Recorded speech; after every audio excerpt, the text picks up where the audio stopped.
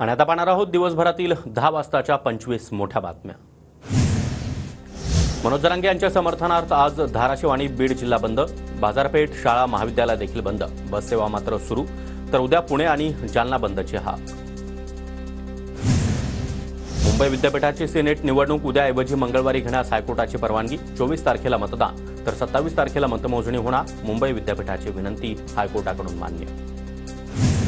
ऑगस्टच्या शेवटी अर्ज भरलेल्यांना 2 महिन्यांचे पैसे देऊ, सप्टेंबर महिना अखेरपर्यंत 2 महिन्यांचे बहिणींना पैसे देऊ, मुख्यमंत्री लाडकी बहीण योजनेबाबत फडणवीसांची माहिती। शरद पवार गटाची शिवस्वराज्य यात्रा आज जळगावात, शिवस्वराज्य यात्रेमधून जयंत पाटील, अमोल कोल्हेंचा गिरीश महाजन यांच्यावर निशाणा, जामनेरमधून दिलीप खोडपे यांना तिकीट जवळपास निश्चित। मंत्रिपदाचा दर्जा मिळाल्यानंतर नांदेडमध्ये हेमंत पाटलांचं जंगी स्वागत, जेसीपीमधून हेमंत पाटलांवर कार्यकर्त्यांकडून फुलांचा वर्षाव।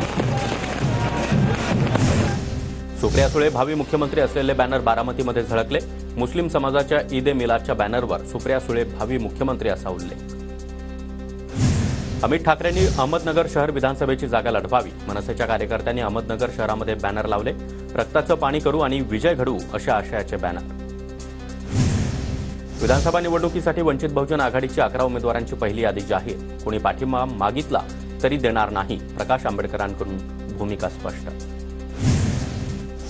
पंतप्रधान मोदी 3 दिवसांच्या अमेरिका दौऱ्यावर, न्यूयॉर्कमध्ये संयुक्त राष्ट्रांच्या महासभेमध्ये शिखर परिषदेला पंतप्रधान मोदी संबोधित करणार। तिरुपती प्रसादमचं प्रकरण आता सुप्रीम कोर्टात, केंद्रानं अहवाल मागवला, धर्मरक्षण अहवाल बनवा, उपमुख्यमंत्री पवन कल्याण यांची माहिती।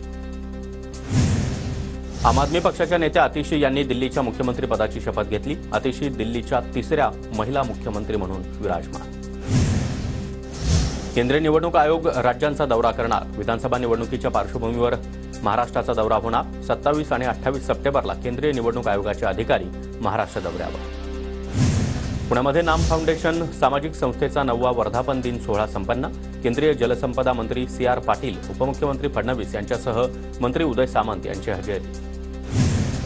लालबागच्या राजाच्या चरणी अर्पण केलेल्या सोन्या चांदीच्या वस्तूंचा लिलाव, यंदा तब्बल 4 किलोहून अधिक सोन्याच्या वस्तू राजा चरणी अर्पण।